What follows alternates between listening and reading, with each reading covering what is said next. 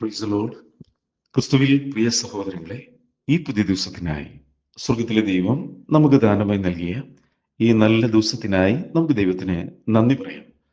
സ്നേഹവാനായ സ്വർഗീയ പിതാവ്, കൃപയും കരുണയും മനസ്സലിവും ദയുള്ള ദൈവം തൻ്റെ കൃപയാൽ നമുക്ക് ഒരു പുതിയ ദിവസം കൂടി ദാനമായി നൽകി. ഓരോ പുതിയ ദിവസവും ദൈവസ്നേഹത്തിൻ്റെ ആഴങ്ങൾ അനുഭവിപ്പാനും ദൈവമഹത്വം ദർശിപ്പാനും ദൈവത്തോട് ചേർന്ന് നടപ്പാനും നിലനിൽക്കുന്ന നിത്യ തേജസ്സിന്റെ പ്രകാശനത്തിൽ നാം ജീവിക്കണമെന്ന് ദൈവം നമ്മെക്കുറിച്ച് ആഗ്രഹിക്കുന്നു. അതുകൊണ്ട് തന്നെ തൻ്റെ സമാധാനവും സ്വസ്ഥതയും സന്തോഷവും ഒക്കെ ദൈവം ഓരോ ദിവസവും നമ്മുടെ മേൽ പകരുവാൻ ആഗ്രഹിക്കുകയാണ് ചെയ്യുന്നത്. ദൈവത്തിൻ്റെ ആത്മാവിനാൽ നയിക്കപ്പെടുകയും ദൈവവചനത്തിൽ നിന്നും ഇടത്തോട്ടോ വലത്തോട്ടോ മാറാതെ ജീവിക്കുന്ന ഓരോ വ്യക്തി ജീവിതങ്ങളിലേക്കും തൻ്റെ സ്വസ്ഥതയും സമാധാന സന്തോഷവും ധാരാളമായി ദൈവം പകരുന്നു. അതുകൊണ്ട് തന്നെ ഇന്നത്തെ ദിവസം ദൈവത്തോട് ചേർന്ന് നടപ്പാനായിട്ട് ദൈവത്തിൻ്റെ പരിശുദ്ധാത്മ നമ്മെ സഹായിക്കട്ടെ. അവൻ ആത്മാവിനെ അളവ് കൂടാതെയല്ല പകരുന്നത്. ധാരാളമായി ദൈവത്തിൻ്റെ പരിശുദ്ധാത്മാവിനെ നമ്മുടെ മേൽ പകരുന്നത് ദൈവഹിതത്തിനൊത്തോണം നാം നടപ്പാനും ജീവിതത്തെ ക്രമപ്പെടുത്തുവാനും പുത്രനായ യേശുവിൻ്റെ അതേ സ്വരൂപത്തോട് നാം അനുരൂപമായി തീരുവാനും വേണ്ടിയിട്ടാണ്. അതുകൊണ്ട് നമുക്ക് നമ്മെ തന്നെ ദൈവകരങ്ങളിലേക്ക് സമർപ്പിക്കാം. നമ്മുടെ ആകുലങ്ങളും ഭാരങ്ങളും ഉത്കണ്ഠകളും ഒക്കെ നമുക്ക് ദൈവകരങ്ങളിലേക്ക് കൊടുക്കാം. കാരണം ഏത് സാഹചര്യത്തിൻ്റെ നടുവിലും ദൈവത്തിന് പ്രവർത്തിക്കാനായിട്ട് സാധിക്കും. ദൈവത്തിന് എങ്ങനെ പറയുന്നു? ഞാൻ സർവശക്തനായ ദൈവമല്ലയോ, എന്നാൽ കഴിയാത്ത എല്ലാ കാര്യവുമുണ്ടോ? അതുകൊണ്ട് നമ്മുടെ എല്ലാ ആശങ്കകളും നമുക്ക് ദൈവകരങ്ങളിലേക്ക് കൊടുത്ത് ദൈവം അന്വേഷിച്ചുകൊണ്ട് ഇന്നത്തെ ദിവസം ജീവിക്കാനായിട്ട് ദൈവത്തിൻ്റെ പരിശുദ്ധാത്മാവ് നമ്മെ സഹായിക്കട്ടെ. ഇന്നത്തെ ചിന്തയ്ക്കായിട്ട് കൊരിന്ത്യർക്ക് എഴുതിയ 2-ാം ലേഖനം 13-ാം അധ്യായം 11-ാം വാക്യം. അവിടെ ഇങ്ങനെ പറയുന്നത്: സഹോദരന്മാരെ, സന്തോഷിപ്പിൻ, യഥാസ്ഥാനപ്പെടുവിൻ, ആശ്വസിച്ചുകൊള്ളുവിൻ, ഏക മനസ്സുള്ളവരായിരിപ്പിൻ, സമാധാനത്തോടെ ഇരിപ്പിൻ, എന്നാൽ സ്നേഹത്തിൻ്റെയും സമാധാനത്തിൻ്റെയും ദൈവം നിങ്ങളോട് കൂടെ ഇരിക്കും. അപ്പോൾ മത്തായിയുടെ സുവിശേഷം 28-ാം അധ്യായം വായിക്കുമ്പോൾ അവിടെ ഇങ്ങനെ പറയുന്നത്: കണ്ടാലും ഞാൻ ലോകാവസാനത്തോളം എല്ലാ നാളും നിങ്ങളോട് കൂടെയുണ്ട്. അപ്പോൾ കർത്താവ് പറയുന്നത് നമ്മളോട് കൂടെയുണ്ട്, എല്ലായ്പ്പോഴും നമ്മളോട് കൂടെയുണ്ട്. എന്നാൽ ലേഖന കർത്താവ് പറയുകയാണ്, എന്നാൽ സ്നേഹത്തിൻ്റെയും സമാധാനത്തിൻ്റെയും ദൈവം നിങ്ങളോട് കൂടെയിരിക്കും. അപ്പോൾ എന്തുകൊണ്ട് ഇങ്ങനെ പറയാൻ കാരണം? ഇങ്ങനെ പറയാൻ കാരണമെന്ന് പറയുന്നത് നമുക്ക് നോക്കാം എന്താ കാരണമെന്ന്.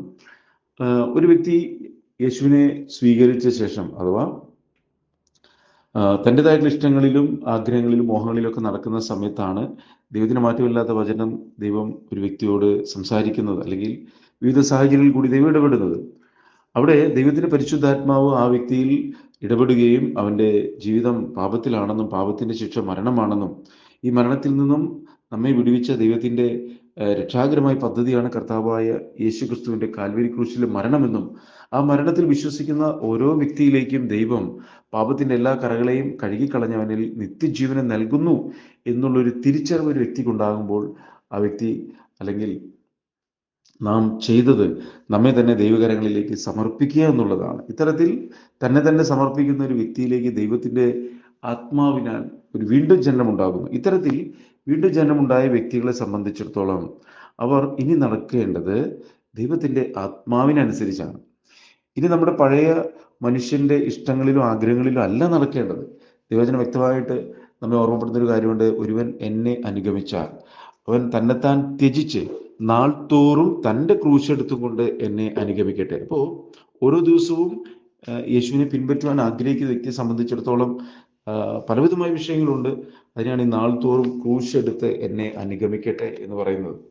അപ്പോൾ ഇത്തരത്തിൽ യേശുവിനെ പിൻപറ്റുന്ന ഒരു വ്യക്തിയെ സംബന്ധിച്ചിടത്തോളം ജീവിതത്തിൽ ഏത് സാഹചര്യങ്ങളുടെ നടുവിലും സന്തോഷിക്കണം. അതുകൊണ്ടാണ് ഇവിടെ പറയുന്നത് സഹോദരന്മാരെ സന്തോഷിപ്പിൻ എന്ന് പറഞ്ഞാൽ, ലോകത്തിന്റെ സന്തോഷം എന്ന് പറയുന്നത് ധാന്യവും വീഞ്ഞും വർദ്ധിക്കുമ്പോൾ എന്ന് പറഞ്ഞാൽ, ധാന്യവും വീഞ്ഞും വർദ്ധിക്കുമ്പോൾ എന്ന് വചനം പറയുന്നതിന് അർത്ഥം എല്ലാവിധമായിട്ടുള്ള നന്മകളും ലഭിക്കുമ്പോൾ, എല്ലാ കാര്യങ്ങളും ഭംഗിയായി നടക്കുമ്പോൾ, പണമുണ്ടാകുമ്പോൾ, ബാങ്ക് ബാലൻസ് ഉണ്ടാകുമ്പോൾ, എല്ലാവിധമായിട്ടുള്ള എല്ലാ കാര്യങ്ങളും നന്നായി നടക്കുന്നു, ഒന്നിനൊരു കുറവില്ല, അങ്ങനെയുള്ളൊരു അവസ്ഥയിൽ, അല്ലെങ്കിൽ ആഗ്രഹിക്കുന്ന കാര്യങ്ങളൊക്കെ സാധിക്കുന്നു, അപ്പോൾ എല്ലാവർക്കും സന്തോഷം ഉണ്ടാവും. എന്നാൽ ഈ സന്തോഷം, ആ സന്തോഷത്തെക്കുറിച്ചല്ല ഇവിടെ പറയുന്നത്.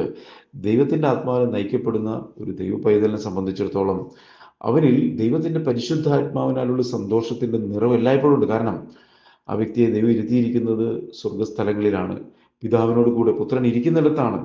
കാരണം പിതാവിനോട് കൂടെ പുത്രൻ ഇരിക്കുന്നിടത്ത് ഇരുത്തിയ ഒരു വ്യക്തിയെ സംബന്ധിച്ചിടത്തോളം ദൈവവചനം പറയുന്നു, ദൈവത്തിൻ്റെ സന്നിധിയിൽ സന്തോഷവും അവൻ്റെ വലതുഭാഗത്ത് എന്നും പ്രമോദവുമുണ്ട്.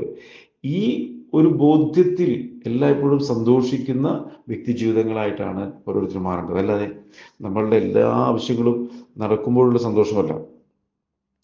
അതുകൊണ്ടാണ് ഇവിടെ പറയുന്നത് സന്തോഷിപ്പിൻ. തുടർന്ന് പറയാണ് യഥാസ്ഥാനപ്പെടുവിൻ.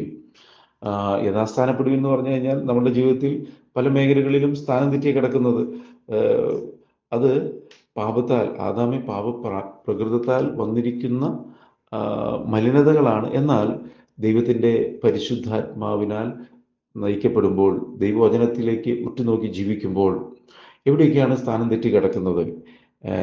എൻ്റെ ജീവിതത്തിൽ, വ്യക്തി ജീവിതത്തിൽ, കുടുംബ ജീവിതത്തിൽ, ഭാര്യ ഭർത്തൃ ബന്ധത്തിൽ, മക്കളോടുള്ള ബന്ധത്തിലൊക്കെ എവിടെയാണ് എനിക്ക് തെറ്റ് പറ്റിയിട്ടുള്ളത് എന്ന് ഈ യേശുവിനെ അറിയുന്നത് വരെ തിരിച്ചറിഞ്ഞിരുന്നില്ല. എന്നാൽ ഇപ്പോൾ വെളിച്ചമാകുന്ന, സത്യമാകുന്ന ദൈവം നമ്മിലേക്ക് വന്നപ്പോൾ നമ്മളിൽ മറഞ്ഞു കിടക്കുന്ന കുറവുകൾ എന്താണെന്ന് വെളിപ്പെടുത്തി തരികയും അതിനെ നീക്കിക്കളയുവാനായിട്ടുള്ള ഒരു വലിയൊരു ആഗ്രഹം ഉണ്ടാകുകയാണ് ചെയ്യുന്നത്. അതുകൊണ്ടാണ് ഈ യഥാസ്ഥാനപ്പെടുവിൻ എന്ന് പറയുന്നത്. അപ്പോൾ അതിനുള്ളൊരു ആഗ്രഹം ഒരു വ്യക്തിക്കുണ്ടാകും. തുറന്നു പറയാണ് ആശ്വസിച്ചു കൊള്ളുവിൻ. ദൈവത്തിൻ്റെ സ്വസ്ഥതയിലേക്ക് ദൈവം നമ്മെ പ്രവേശിപ്പിച്ചിരിക്കുന്നത്. അവൻ്റെ സ്വസ്ഥതയിലേക്ക് പ്രവേശിപ്പിച്ചവരായ നാം ആ സ്വസ്ഥത അനുഭവിച്ചുകൊണ്ട് ജീവിക്കേണ്ടത്. ആ സ്വസ്ഥത നഷ്ടപ്പെടുത്തുന്ന ഒന്നും നമ്മളിൽ നിന്നും ഉണ്ടാകരുത്. അതുകൊണ്ട് തന്നെ വളരെ ശ്രദ്ധയോടുകൂടെ ആയിരിക്കണം ഓരോ ദിവസവും ഓരോ കാര്യങ്ങളും ഒക്കെ നാം ചെയ്യേണ്ടത്. കാരണം കർത്താവിൻ്റെ വരവിനോടുള്ള ബന്ധത്തിൽ തൻ്റെ മക്കളെ തേജസ്സിൽ എടുക്കപ്പെടുന്ന ഒരളവിലേക്ക് ദൈവത്തിൻ്റെ പരിശുദ്ധാത്മാവ് ഒരുക്കുന്ന കാലയളവിൽ അത് നഷ്ടപ്പെടുത്തുന്ന ഒരു തീരുമാനങ്ങളോ കൂട്ടുകെട്ടുകളോ ബന്ധങ്ങളോ ഒന്നും ഉണ്ടാകാൻ പാടില്ല. അത് വന്നു കഴിഞ്ഞാൽ അവിടെ സമാധാനം നഷ്ടപ്പെടും, ആശ്വാസം നഷ്ടപ്പെട്ടു പോകും. എന്നാൽ ദൈവത്തിൻ്റെ സ്വസ്ഥതയിലേക്ക് എന്നെ പ്രവേശിപ്പിച്ചിരിക്കുന്നു. എൻ്റെ എല്ലാ ആകുലങ്ങളും ഭാരങ്ങളും ഉത്കണ്ഠകളൊക്കെ ഞാൻ ദൈവകരങ്ങളിലേക്ക് കൊടുക്കുന്നത്. ആ കർത്താവ് എനിക്ക് മതിയായവനാണ്, അവനെന്നെ കൈവിടത്തിൽ ഉപേക്ഷിക്കത്തില്ല എന്നുള്ളൊരു തിരിച്ചറിവ് ഒരു വ്യക്തിയെ സംബന്ധിച്ചിടത്തോളം അവനെ എല്ലായ്പ്പോഴും ആശ്വാസം അവൻ്റെ അകത്ത് നൽകുകയാണ് ചെയ്യുന്നത്. തുറന്നു പറയാം, ഏക മനസ്സുള്ളവരാകുവിൻ. ദൈവജനത്തിൽ പറഞ്ഞുകൊണ്ട് നാമോ ക്രിസ്തുവിൻ്റെ മനസ്സുള്ളവരാണ്. അപ്പോൾ ഒരു യഥാർത്ഥ വീണ്ടും ജനനം പ്രാപിച്ച ഒരു വ്യക്തിയെ സംബന്ധിച്ചിടത്തോളം അവർ ക്രിസ്തുവാകുന്ന തലയോട് ചേർന്നിരിക്കുന്നത് എന്ന് പറഞ്ഞാൽ ദൈവം കാണുന്നത് പോലെ കാര്യങ്ങളെ കാണുവാനായിട്ട് ദൈവത്തിൻ്റെ മക്കൾക്ക് സാധിക്കുന്നു. അത്തരത്തിൽ വീണ്ടും ജനനം പ്രാപിച്ച ഓരോ വ്യക്തികളും ദൈവത്തിൻ്റെ അതേ കാഴ്ചപ്പാടിലേക്ക്, ദൈവം നടന്ന അതേ വഴിയിലേക്ക്, അതേ മനസ്സുള്ളവർ, നാമോ ക്രിസ്തുവിൻ്റെ മനസ്സുള്ളവരാണ്. ദൈവം ഞാൻ എൻ്റെ മനസ്സ് നിങ്ങൾക്ക് പൊഴിച്ചു തരും. അപ്പോൾ ദൈവത്തിൻ്റെ ആത്മാവിനെ നയിക്കപ്പെടുന്ന ഓരോ വ്യക്തികൾക്കും ഈ വെളിപ്പാട് ദൈവം നൽകുമ്പോൾ അവരെല്ലാവരും ഏക മനസ്സുള്ളവരാകും. അവിടെ ഭിന്നിപ്പോ കലക്കോ വഴക്കോ അല്ല, മറിച്ച് ഒരു ശരീരത്തിൻ്റെ അവയവങ്ങളെല്ലാം തലയോട് ചേർന്നിരുന്ന് കൃത്യമായിട്ട് എല്ലാം ഫങ്ഷൻ ചെയ്യുന്നത് പോലെ ആയിരിക്കും ഒരു യഥാർത്ഥത്തിലുള്ള ദൈവസഭ അഥവാ വീണ്ടും ജന്മം പ്രാപിച്ച ഓരോ സഹോദരന്മാരും ജീവിക്കുന്നത്. അങ്ങനെ വരുമ്പോൾ അവർ ഏക മനസ്സുള്ളവരാകും. തുറന്നു പറയാം, സമാധാനത്തോടെ ഇരിക്കുവിൻ. കാരണം യേശു കർത്താവ് പറയുന്നൊരു കാര്യമുണ്ട്, ഞാൻ എൻ്റെ സമാധാനം നിനക്ക് തരുന്നു, അത് ലോകം തരുന്ന പോലെയല്ല. കാരണം ദൈവം നൽകുന്ന സമാധാനം എന്ന് പറയുന്നത് ഓരോ സാഹചര്യത്തിന് നടുവിലും അതിനെ ജയിക്കുന്ന സമാധാനമാണ്. സകല ബുദ്ധിയും കവിയുന്ന ദൈവിക സമാധാനമാണ്. പലപ്പോഴും ബുദ്ധി ഓരോ സാഹചര്യത്തിന് നടുവിൽ അഭിപ്രായം പറയുമ്പോൾ അതിന് നേരെ എതിരായിട്ടായിരിക്കാം ഒരുപക്ഷെ ആത്മാവിൽ കാര്യങ്ങൾ നമുക്ക് ദൈവവചനത്തിൽ കൂടി വെളിപ്പെടുത്തി തരുന്നത്. അപ്പോൾ അവിടെ വചനം എന്തു പറയുന്നുവോ അതാണ് നാം വിശ്വസിക്കേണ്ടത്. ഞാൻ എൻ്റെ ബുദ്ധിയെ താലോലിച്ച് മിണ്ടാതാക്കുന്നു എന്ന് സങ്കീർത്തനക്കാരൻ പറയുന്നുണ്ട്.